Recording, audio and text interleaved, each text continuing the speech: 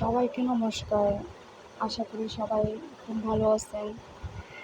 আজকে আপনাদের মাঝে এমন একটা রেসিপি নিয়ে এলাম, যেটা আমাদের সবার খুব পছন্দের, বিশেষ করে আমার খুব পছন্দ। আর রেসিপিটা আজকে তৈরি করতেছে আমার শাশুড়ি মা। উনি প্রথমে পেঁয়াজ দিয়ে দিল, পেঁয়াজের সাথে চিংড়ি মাছ অ্যাড করে দিল। এরপর হলুদের গুঁড়ো 1 চামচ দিল, তারপর জিরা ধনিয়া গুঁড়ো 1 চামচের মতো দিয়ে দিল, তারপর মরিচ 3 চামচের মতো দিয়ে দিল।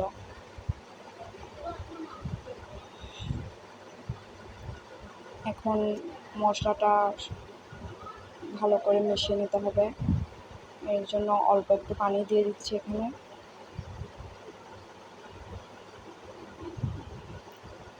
অল্প একটু পানি দিয়ে মশলাটা ভালো করে মিশিয়ে নিতে হবে। তেলটা উপরে না উঠে আসা পর্যন্ত ভালো করে একটু কষিয়ে নিতে হবে।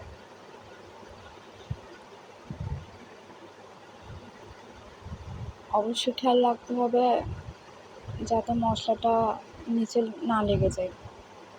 সেজন্য রান্নাটা একটু মিডিয়াম আঁচের মধ্যে রান্না করতে হবে।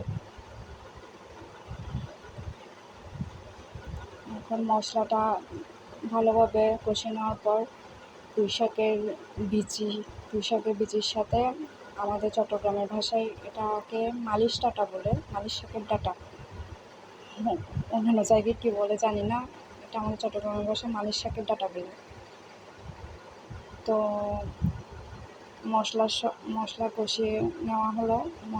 সব মশলার সাথে পুঁই শাকের বিচি আর মালিশ ডাঁটা একসাথে ভালোভাবে মিশিয়ে নিতে হবে।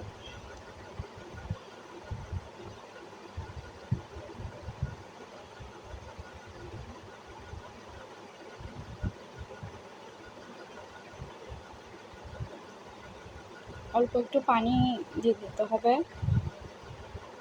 যাতে মশলাটা সবজির সাথে ভালো করে মিক্স হয়ে যায়।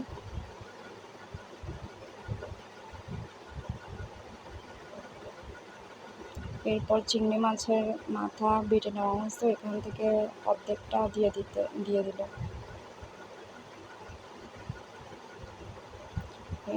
এর মধ্যে অল্প একটু জল দিয়ে আবার ভালোভাবে সবজিগুলোর সাথে চিংড়ি মাছের মাথা বাটাটা একটু ভালোভাবে মিশিয়ে নেবে।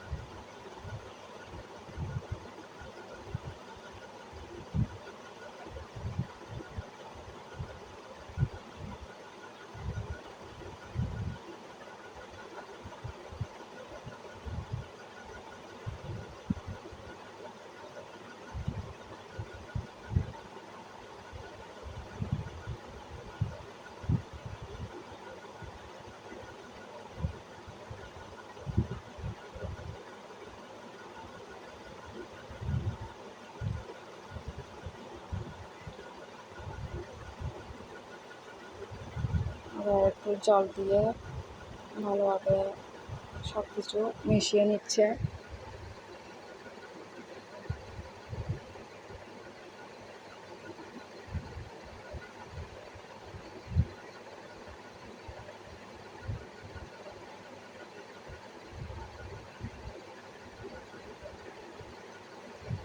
রান্নাটা একটু ঝোল ঝোল টাইপের হবে, একটু ঝোল ঝোলভাবে রান্না করতে হবে, তেলটা উপরে না ওঠা পর্যন্ত। এরপর অবশ্য আমার শাশুড়ি মা যাই রান্না করে, যেভাবে রান্না করে, রান্নাগুলো খুব টেস্টি হয়, খেতে খুব ভালো লাগে, খুব মজার লাগে। তিনি যাই রান্না করেন তাই খুব স্বাদ হয়।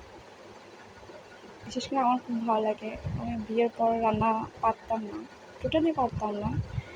এখন যা টুকিটাকি রান্না করি সব আমার শাশুড়ি মায়ের হাতে শেখা। এখন ঢাকনাটা তুলে নিয়ে আবার অল্প একটু নেড়ে চেড়ে দিতে হবে।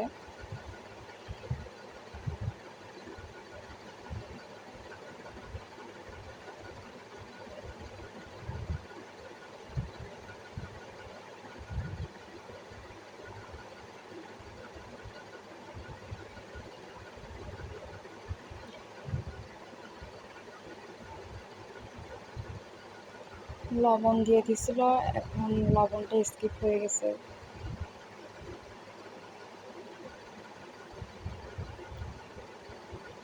লবণও দেওয়া হয়েছে।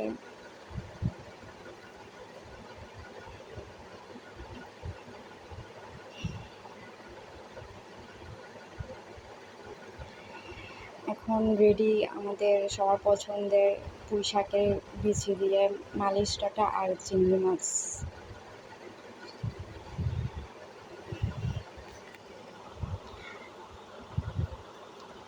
আমার তো দেখেই খুব লোভ লাগতেছে, মন চাই এখন খেয়ে দিই। তো ভিডিওটা কেমন লাগলো, রেসিপিটা কেমন হলো, সবাই লাইক কমেন্ট করে জানাবেন, শেয়ার করবেন, আর ভালো না লাগলে স্কিপ করে চলে যাবেন।